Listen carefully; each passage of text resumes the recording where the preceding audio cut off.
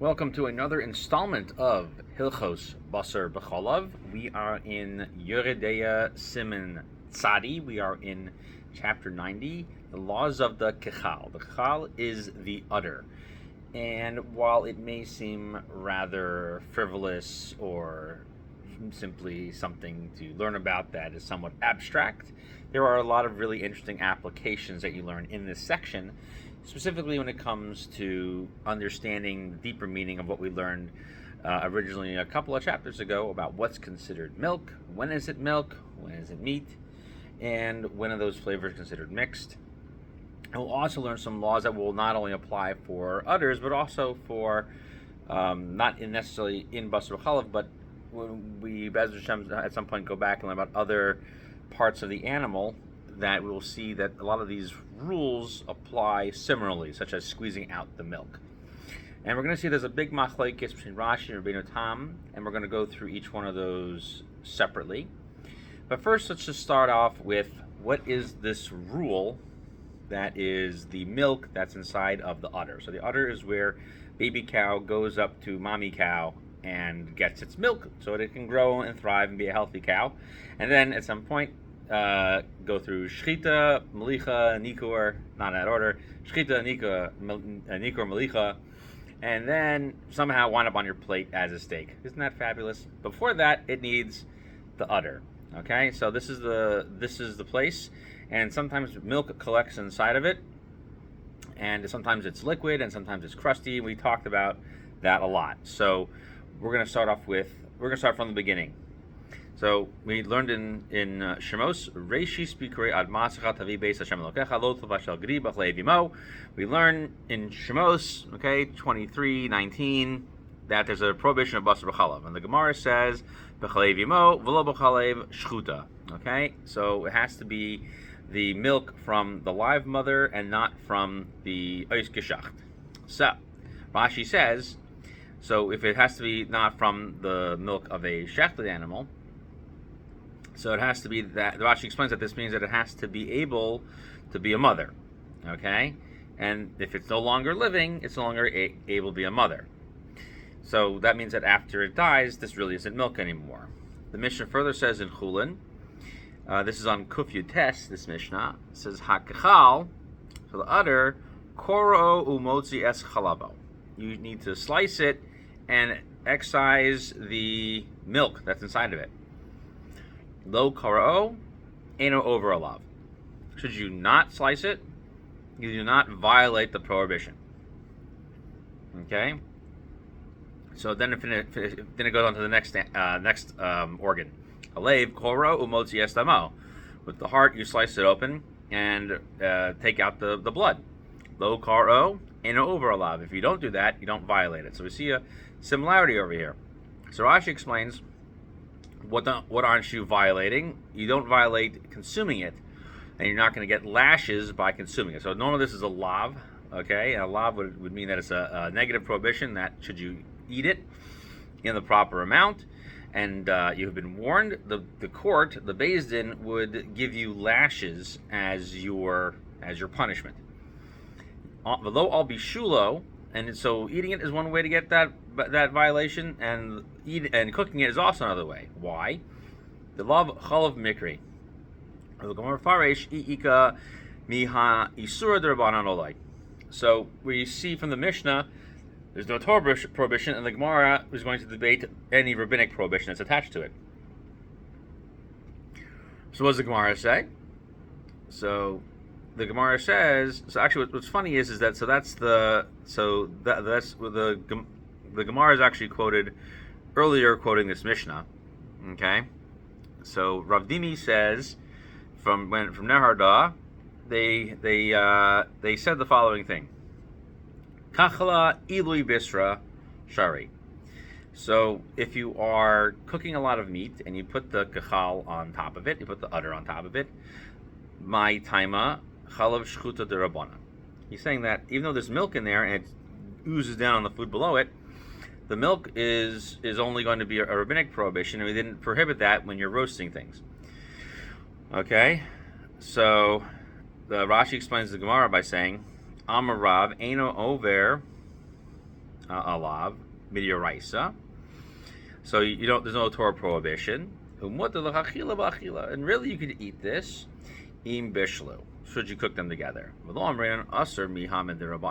say there's a rabbinic prohibition. Even if you went ahead and squeezed it and some of this milk came out, come on. So the Mishnah says, and we learn from later on in the Raisa, that the milk from a slaughtered animal has only a rabbinic association to it, not a Torah one. And here the udder is even better because the milk doesn't even leave it, right? It's just sitting inside of it. Okay, so two things.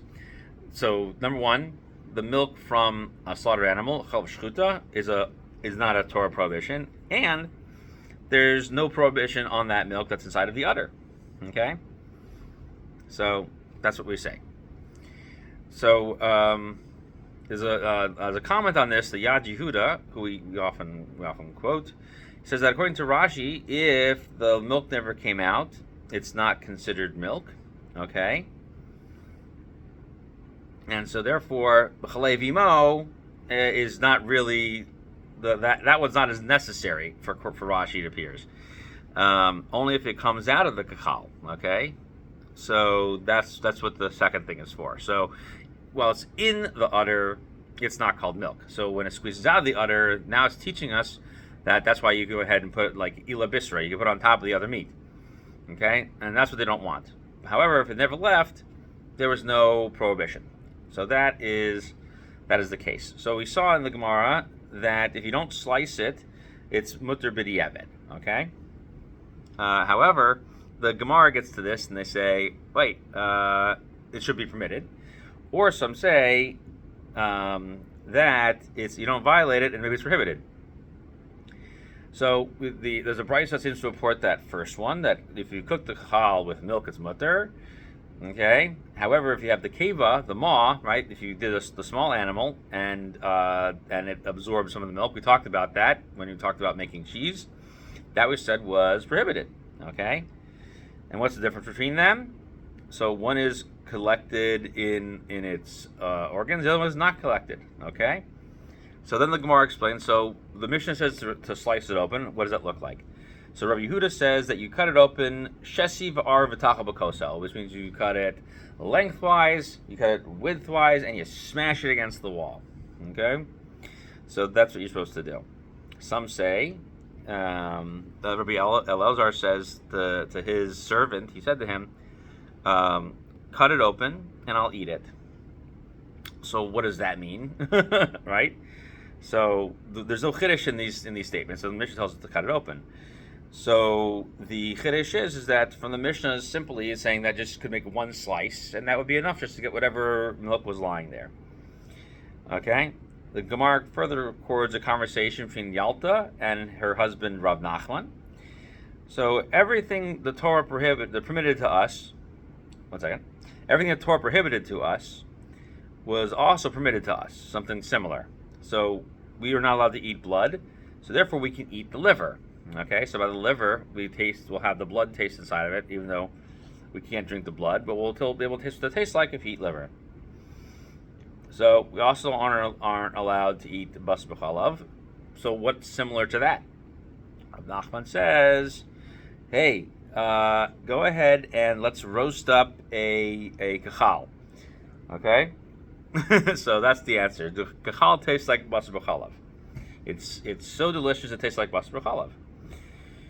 And so the Gemara then asks on this case, 1 second, you have to cut it open, right? Oh, no, he says, no, that's if you're cooking it, but when you're roasting it, hey, yeah. Okay? So that was saying should be fine. And so therefore, when it says that the keba shabishla, right, when you cook the milk inside of the stomach, that would be prohibited. And so therefore, it's also talking about cooking it in that case. So therefore, we see that there's the Rabbi Zera is not sure if it's mutter or not, and later Amoraim, like Rav Nachman, seem to imply that it depends on what the issue is. Okay, and so we're looking at either an Isser Midrabanan or not, and whether there's a difference between cooking it and roasting it. So that's what we see from those cases. Okay, so that seems to be that you do need to slice it open and do it. And according to Rabbi Elazar, you don't need one slice, and according to Rav Nachman, there's not. You don't need to slice it unless you're cooking it. Okay, so at the end of the day, that's what we see from that Gemara. Now let's take a look at the opinion of Rashi, how he learns the sugya, because that's what we want to focus on today. So according to Rashi, we saw that. So number one, it's talking about cooking or roasting. We see according to Rav Nachman, it could be one or the other. So the Lavush points out that since according to everybody that the milk is considered permitted from the Torah, therefore slicing it open removes the obvious milk. So it's only a little bit like we said before by the Kevan when we learned about it in Samaches.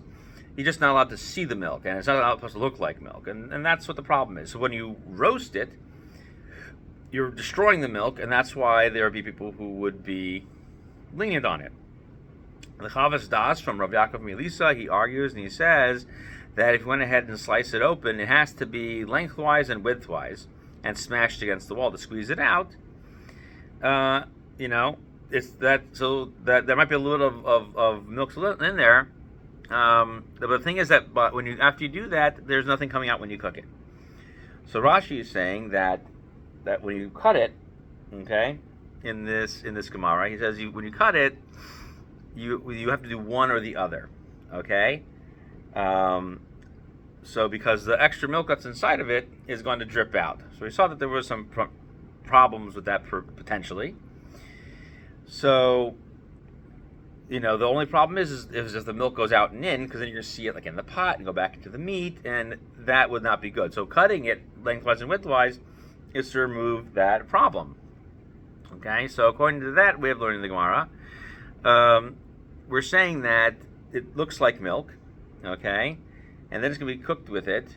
And so even when we said it was mutter, maybe it was only being roasting case, but by cooking itself, maybe that's different.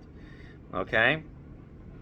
So when we said that according to Rav Nachman that it has to be cooked, that you're going to see only chalav shchuta, and that's going to be absorbed back into the meat again. We still say you don't violate anything, even according to Rav Nachman. Okay.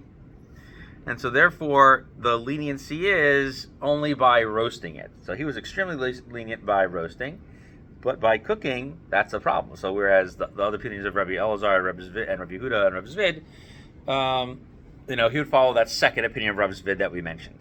So according to Rashi, the whole sugya that we just went over is only talking about roasting it. Do you need to do this? Do you need to do that? Okay, does it come out? Does it not come out? Does it leak down? Does it not leak down?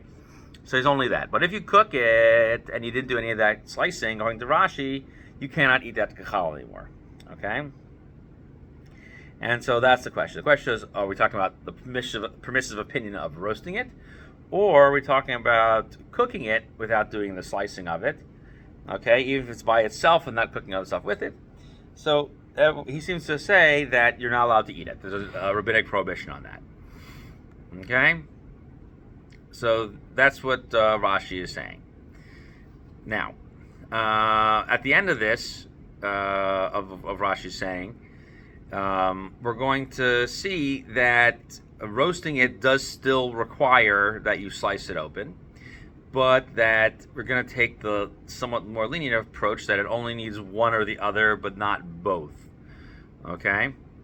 And if you didn't do that, that would also be okay, b'diavad. So when you're going to put it in a pot, you need everything. You need to slice it lengthwise, widthwise, and smash it against the wall. Okay? And that's why you need to do that. So that's according to Rashi. Okay? And that's why the Mishnah, you take it at its word, it's referring to when you're cooking it. Okay? Now, it's interesting to note that Tosfos takes a look at Rashi's opinion, and he says the following. That Rashi says, according to Rav Nachman, we're going to follow the opinion of Rav Zvid that not slicing it is going to make it prohibited. And the case of where we said that that was not going to happen was referring to roasting it. Okay, so we saw there was a difference of opinion between what we said about the slicing it, and that if you go ahead and cook it without that, it's referring to not having sliced it. Okay, and so we're not going to go too deep into that, but basically, according to Rav Nachman, we're going to talk about cooking it and not about roasting it. Okay, so we're not going to go super deep into the sugya, but just know that there's a lot going on in there, and that the Machlokas Amarayim is in explaining the Mishnah. Okay, so according to Rashi, when it talks about slicing it open, and according to Rav Yehuda, so Rashi is going to say that you just need to slice it a little bit, which is either one slice or lengthwise or widthwise or smashing against the wall, because we're worried about the actual milk that's inside of it. And when you get rid of that you're okay. And so therefore the laws of the kachal themselves are referring to when you're roasting it, which means you technically the question was if you did slice it and dice it. Okay, so that would be fine. All right, so the Rashi takes a look at this, and he says that according to Rashi, he says, and this is the Rashba in his Chedushim on Shas, not in the Torah Sabayis. So he says, according to Rashi, we're talking about roasting, and technically you do need to slice it open, and Rav Nachman was being lenient to say you really didn't need to do that. Okay, but you should do that. Then the Rashba says that Rav Yehuda is the final psak. Okay, so meaning that according to Rav Yehuda, you have to do the slice lengthwise, widthwise, and smash against the wall, and that according to Rav Nachman, that's not required by roasting. Okay, now the Beis Yosef makes the following insightful comment here in the tour. Okay. So he says, I don't understand why Rashi says that you still need to do the slicing for roasting, because Rabbi Elazar seems to imply that you only need to slice it, and that would be enough. So the question is, are they arguing or are they not? So then the Beis Yosef quotes the Ran and saying that according to Rashi, roasting should have some slicing done to it, and that the original opinion was talking about slicing it open so much when you're going to cook it. The Rashi further says that according to Rashi,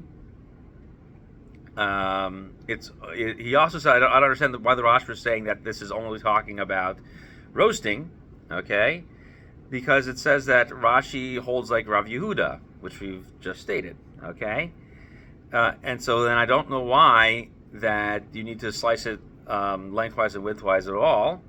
Okay. He says, why wouldn't you need also to smash it against the wall? So the Prisha seems to say that according to Rashi, that you do need all of them. It's just that he left those words out. So Rashi is sort of like doing a lav davka. So he doesn't necessarily say all the words, but he meant that. The Pri Megadim explains that that's actually what Rabbi Elazar, he's trying to explain Rabbi Elazar's opinion. You don't need all three, and you need one or the other, okay? And he just was like, it's just a shgiras alashin. It was just something he was trying to say, you kind of do this, all right, but it doesn't require all of them. And so that's what they come to say. So we see in the Achreinim, even according to Rashi, there's some unclarity as to whether or not he was requiring some of these things. Even though we've already said that according to Rashi's opinion seems pretty straightforward, that there's the difference between roasting and cooking, there seems to be a lot of dispute in here. The Bach finally says, according to Rashi, you have to slice it open either lengthwise and widthwise, or you need to make a slice and smash it against the wall. So he has a new chiddush. Okay? A lot of Rishonim choose Rashi's opinion. Okay, that you have to slice it, going lengthwise and widthwise, okay, in order to roast it. And so we saw that Tosfos holds that way. It also includes the Rosh learns that way, the Ritva, the Tur, the Sefer Truma, the Rabbini Yerucham, the Mordechai, the Smak, and the Sharei Dura. And that seems to be the case. And the Gra brings a gigantic list here in Sif Aleph, Sif Katan Aleph. So the Drisha, okay, he says that you only need a little bit of a slice, okay, and that's how he explains it too, that way. But again, the people seem to disagree with that. Because it sounds like you're passing either like Rabbi Elazar or like Rabbi Yehuda. So let's understand Rashi over here, and then we'll look at what the halacha says and what the Beis Yosef brings down. So we see all this, that according to different opinions, that the Rashba says that you need to go ahead and slice it. You have to do all three things. You have to slice it lengthwise, widthwise, and smash against the wall. The Bach is saying you can pick the first two or the last one, which also have a slice in it. The Rishonim are saying that you just need the slicing lengthwise and widthwise. Smashing against the wall is not important. The Smog is going to say you have to pick one. And the Ran and the Drisha are just going to say it needs a little bit of a slice. So we see that Rashi was kind of like all over the place over here. And this is just what you need to do l'chadchila, because as we said in the Sugi itself, Rashi would permit roasted kachal, roasted udder, even without any slice done to it at all. So that seems to be what everyone seems to say. The only person who is not happy with that conclusion is the Isser Heter, who quotes the Smak. Okay, so that if you didn't do any slice at all, we're unhappy with you. So how does the Shulchan Aruch bring down the halacha of kachal? So the Shulchan Aruch says in here in Seif Aleph, he says, HaKechal, Pirish Hadad Shel HaBehema. So the udder, which is the teat underneath the animal, Asur Divrei Seifrim. One may not eat it. Okay? She'ein Basar Shnishbasel B'chalav Shchuta Asur Min HaTorah. Because we don't find any place where this type of milk is prohibited by the Torah. Lefikach Imkaro Umerak HaChalav Shebo Mutal Itzloso. So if you go ahead and slice it and empty out the milk, you may go ahead and roast it. And then you can go ahead and eat it.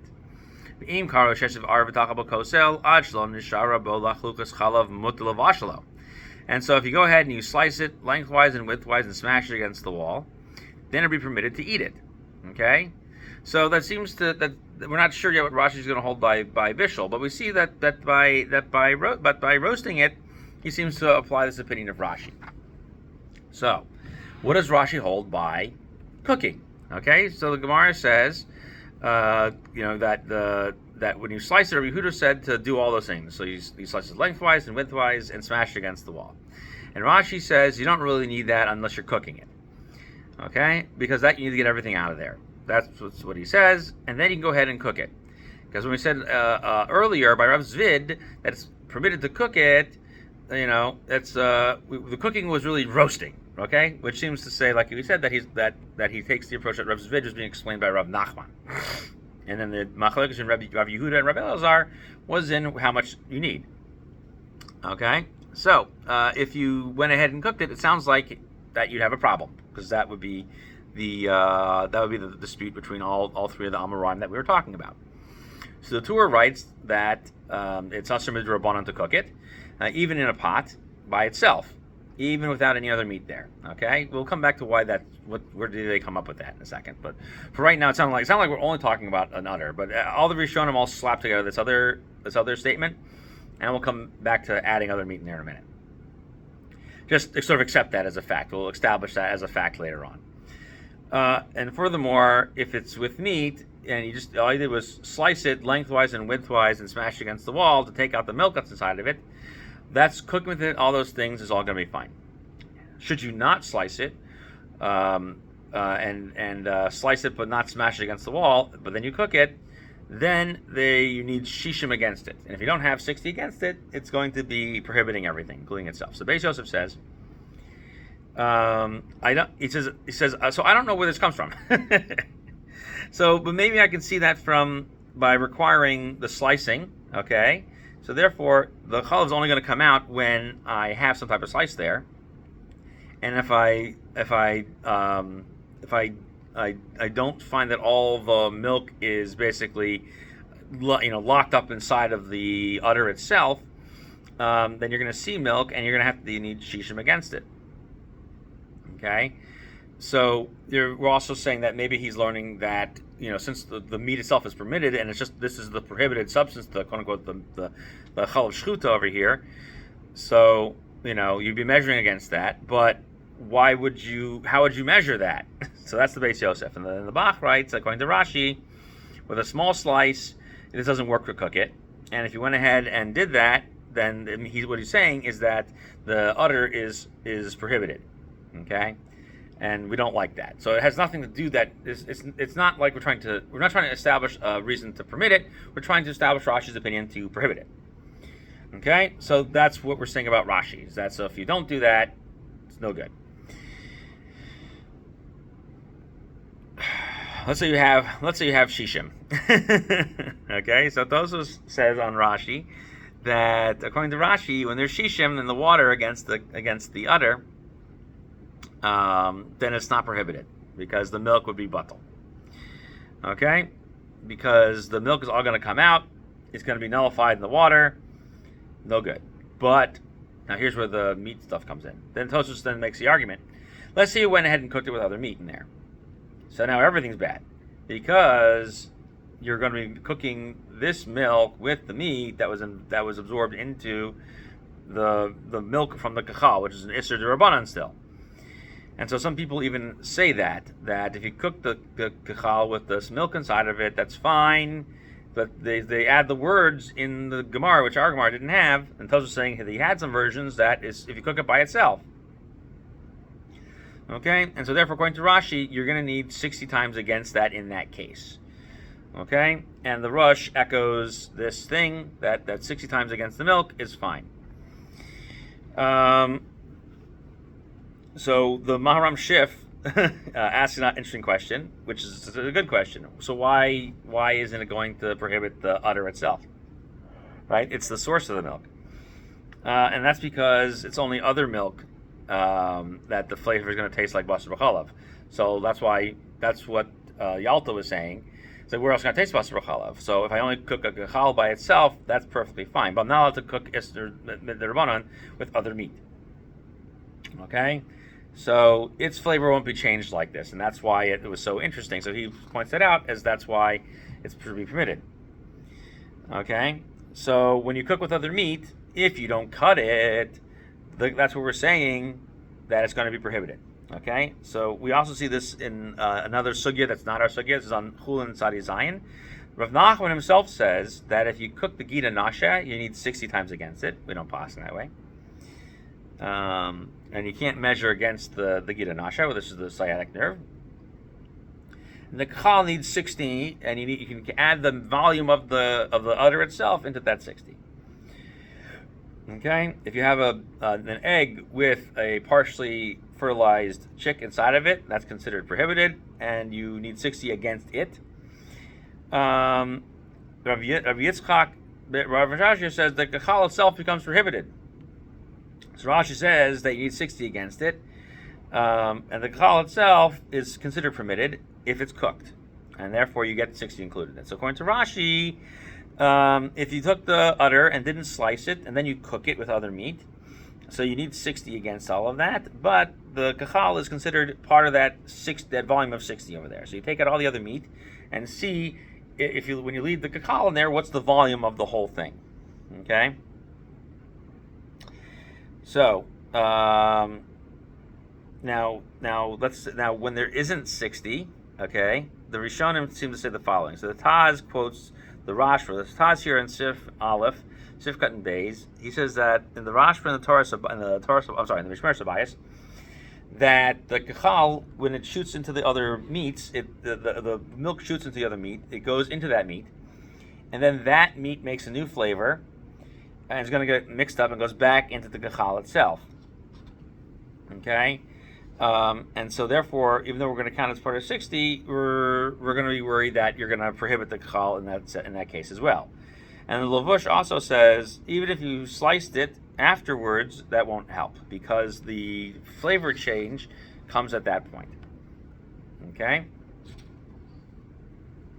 So the Shach says that, according to Tosfos, that we just read, the problem is that it actually has to do with a general rule that there is a high point in the cooking and a low point in the cooking. At its highest point, stuff comes out but doesn't go back in.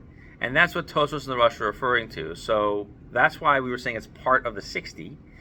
However, we still, when you have other meat in there, we don't want you to say that at the highest point of boiling, when it pulls it out, if you pull it out at that point, it won't go back in. We are assuming that no. Really, you'll go ahead and eat it before you finish everything. And you're going to have the meat flavor going back into it. Okay? And we don't know really how to time that. There's also a Sefer Eshkol that he quotes that we don't want you to permit the prohibited stuff as well, and that's why the gachal was prohibited rabbinically. And so, therefore, this is all part of the part of that rabbinic gezerah that if you don't slice it when you cook it, we have to prohibit it. Okay? Now, let's say you do that. So, according to Rashi, the Beis Yosef says that if you go ahead and slice it lengthwise and widthwise and smash it against the wall, you can go ahead and cook it in the pot.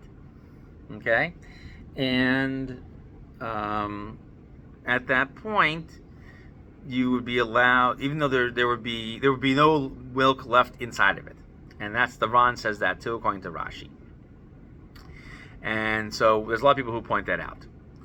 So the Rabbeinu Yerucham agrees with that. The Smog agrees with that. Okay, so when you do it correctly, it's permitted to cook it with other meat, and that's what we're all saying.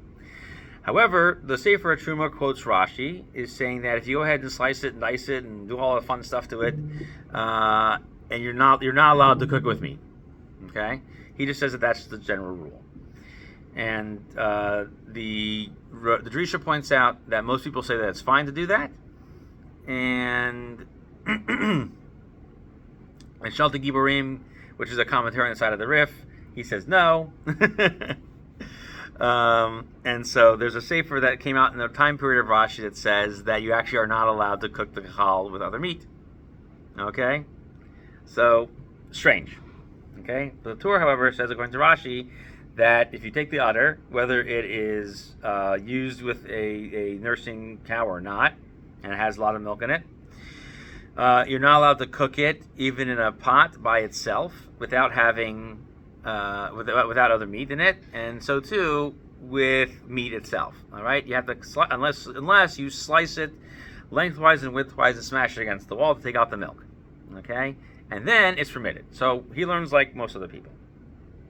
Should you not do that and you cook with the meat, if there's not 60 against it, the chal is prohibited, and if there is 60 against it, then it's going to count towards the 60 times. And if you cook it in the pot with other meat, the kachal itself is going to be a problem, and for roasting you have to do at least a little bit of slicing.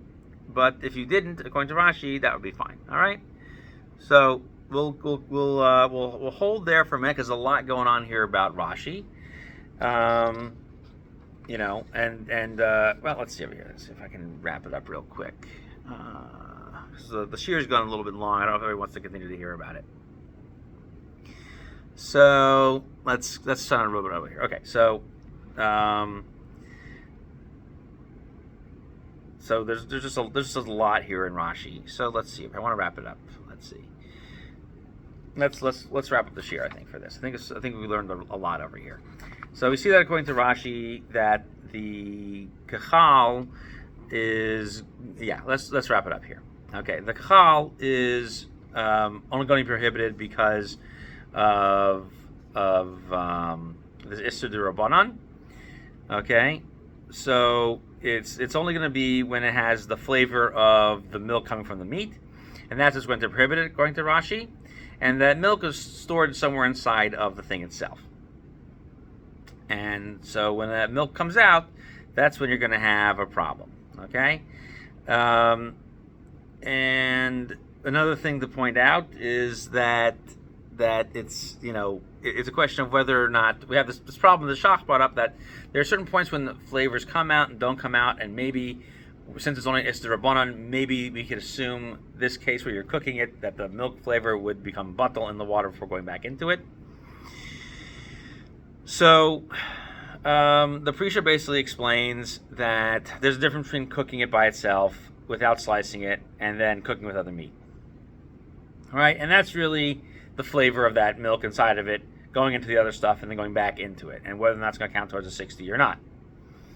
Okay, so when it's by itself and there's shishim in it, okay, then the problem is that you're not going to let it not stop finishing cooking. So everything that gets in there is going to become batal.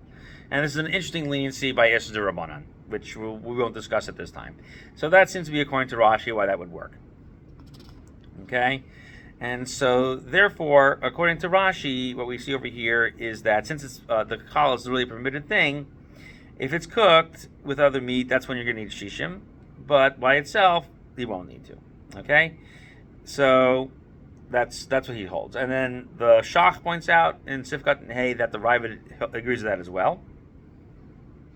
And the Rambam himself actually says that we'll get to the Rambam later when we get into the halacha, which we won't see it until we get through Tosfos' opinion, because we haven't gone through the rest of Tosfos yet. So it's again, everyone agrees it's only rabbinic, and you're allowed to include the volume of the udder because it itself is only rabbinic. Okay, and so that's what we're going to learn. So that's the main point we're getting out of Rashi over here. So that's the beginning of this one. We'll look at our next year. We're going to look at the opinion of Tosfos, quoting Rabbeinu Tam, which is going to be a lot different in how you learn the sugya. And I hope everyone really has enjoyed going through the sugya. I'm trying to be makatzer, malkum shahayilan l'harich, but anyway, you still kind of get an approach of Rashi to understand these rules really well. Thank you for joining.